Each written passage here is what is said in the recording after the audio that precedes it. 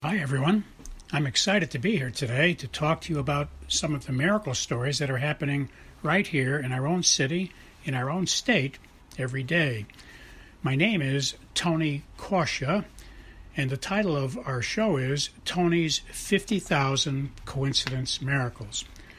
Please note, this show is not about religion, and we're not trying to change anyone's religion, and we're not trying to get you to join any religion. It's just about miracle stories. I don't know of any religion on the planet that doesn't talk about miracles. That's why religions begin, because they have something that's telling them there's really a God. But we're not going to get into that. We're going to just talk about miracles and leave the decisions about all that up to you. So we don't care what religion you are. We just want to talk about miracles. If you are an atheist, I think you'll enjoy the program as well, although I can't guarantee you'll remain an atheist very long after you hear many convincing stories, coincidence kinds of stories about miracles. You can email me your own stories if you wish. We'll try to use all we can on the show. I can't guarantee we will, depending on volume and time, but you're welcome to send your stories on to us, and we will mention them when we can. You can send them to the following email address. But please notice that if we do use your story, we won't mention your name. We'll keep you anonymous. And we suggest that in your story, when you send it to us, don't use your correct name. That way anyone listening will not be able to figure out that it was you that sent the story in. The email address you can send your stories to is very easy to remember. It consists of 2 words and 3 numbers. The first word is Tony, spelled Tony, and the second word is and, spelled A-N-D, and the numbers are 777. So once again, the name is Tony and 777 at AOL.com. Well, let us begin. Hi, everyone. This is week number 47, and I've been sharing with you in the prior 2 weeks some coincidence miracles on the lighter side, not too earth-shaking, not too flabbergasting. And again, we're on this approach right now to notice if we talk to God about everything we do, ask Him what to do, especially when we finish a job, ask Him if we have finished it in case we forgot to do something. We'll see miracles every day, and even the most minor things that are going on in our life. And we'll learn that coincidence miracles happen when you ask God what to do and listen to His inspirations that come back into your mind and into your heart. And all the other 45 tapes before this explained all of that in greater detail, so hopefully you've listened to those already. So today's miracle, coincidence miracle I'd like to start with anyway, has to do with my epitaph, my legacy. One day I was inspired by God. I've got a pile of things to do when I get a chance, when I have some time, things that don't have to be done immediately. And I was working on that pile, and I asked God what to work on, and He inspired me to take the item where I want to leave some notes for my family so that when I pass away, some of these amazing things that have happened in my life on a daily basis that I haven't told them about, I haven't put them in my books yet, they'll have some notes to tell them some of these amazing things. And my purpose is to let my family know about how remarkable God is, because there are things happening that they would, I think, be interested in from a family standpoint. And so this one was to write some things about my past life that are unique, that I think are special and germane to my family, and I want to leave them some notes behind. And so I took out my ScrapPd. I have a ScrapPd, and some of you would be happy knowing that God has me thinking green. God has told me many years ago to, instead of throwing all the papers away, even the junk mail I get, if there's a blank side on it, I put it in a pile and use it as scrap paper, and that saves some trees on the planet, as you know. And so I took my old ScrapPd, I've got a pile with a rubber band around it, and just start writing on top of it. So I started writing out my epitaph and my legacy, my story on there, and crossing out some errors and rewriting, etc., doing some draft work. And finally, I had finished doing it, finished this point about, at least this one point about legacy that I want to leave for them.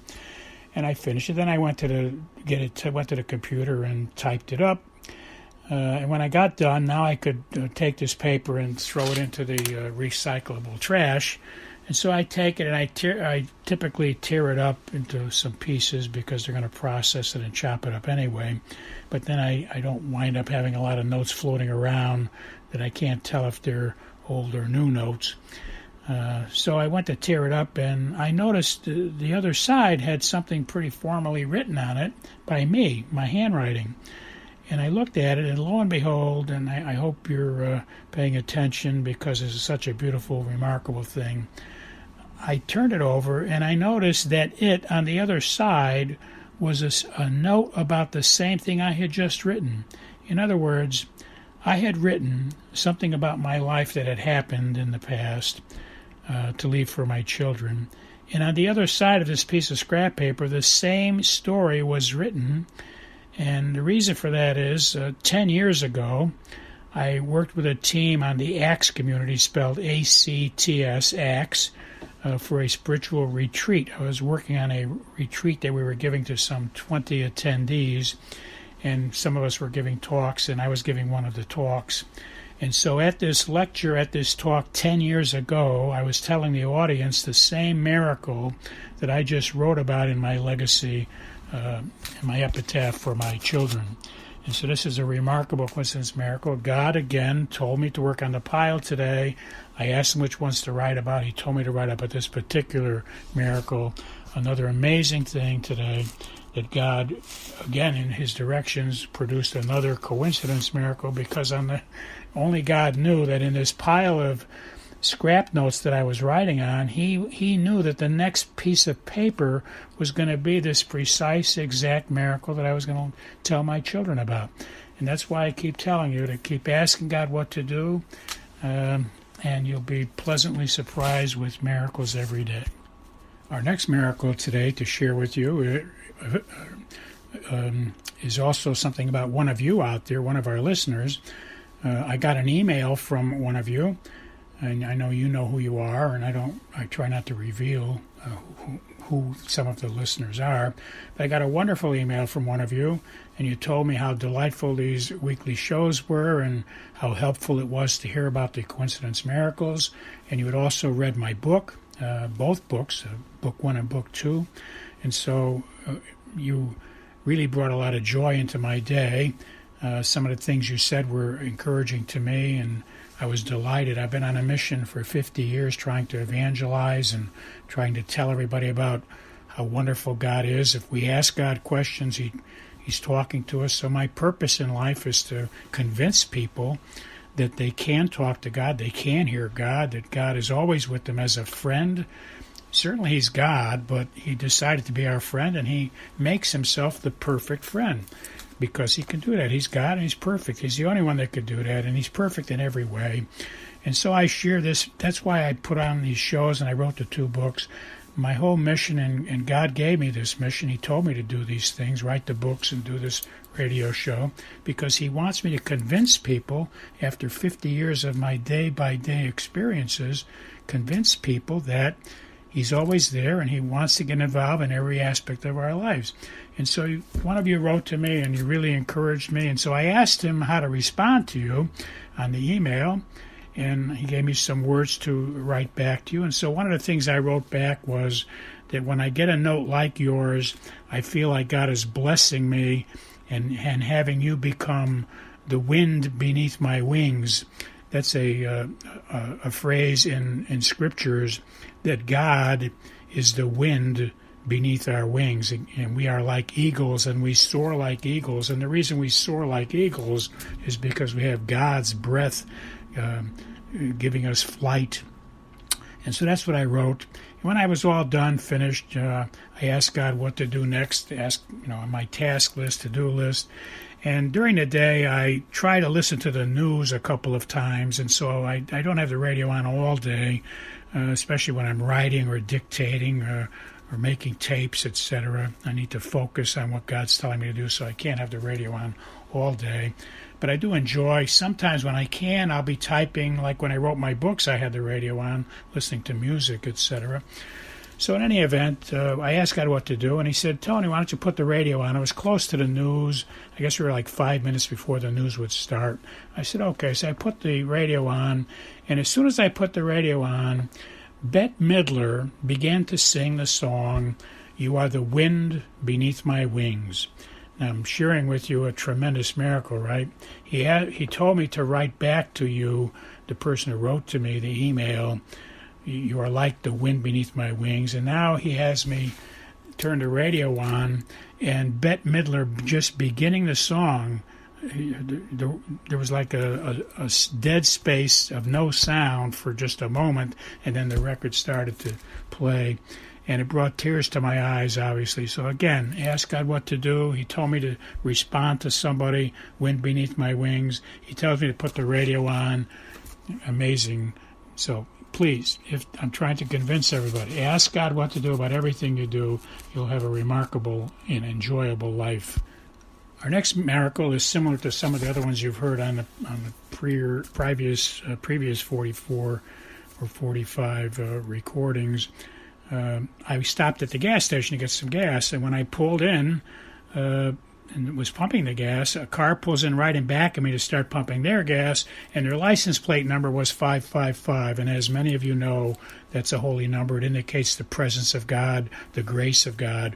Specifically, 555 means grace, G-R-A-C-E. So I, as I typically do, I have cards in my pocket about our books and our radio show, etc., information about me, and my purpose is, again, to try to get everybody to talk to God all day long. So I walked over and I said, hey, did you order that license plate specially, or did you get it by accident? He said, no, by accident. He said, why did you ask? And I explained what it means, and I explained a little bit more detail about the significance of the number and the meaning of grace. And I was explaining, and he puts his hand up and says, you're preaching to the wrong person, sir. I'm an atheist. And so while your effort is meeting with no receptivity on this side, but I respect and admire what you're doing. I know you believe these things, and you're trying to help me to experience. And he was very gracious, very kind.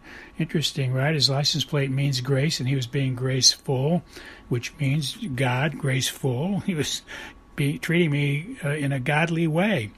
And so I sensed in my spirit from God, leave him alone. He doesn't want, he's an atheist, and he's a diehard atheist. So I went back to pumping gas. And then while I was doing that, God inspired me to go back and talk to him again and just tell him. I walked over and I said, I'm not trying to preach to you now. I just want to thank you. And Jesus told me to tell him that what's amazing to me is your license plate means grace, and is telling me about God's grace and God's presence, His receptivity and His kindness. And you were very kind to me and receptive to me, and so you were kind of matching this graceful thing. And I just want to tell you that I'm impacted by that, and I'm deeply touched that you're a very kind person. And I just wanted to make that comment to you, okay? And I said, I'll give you a card. Just you might want to look at it in the future. He said, no, thank you. He refused the card. And then I left.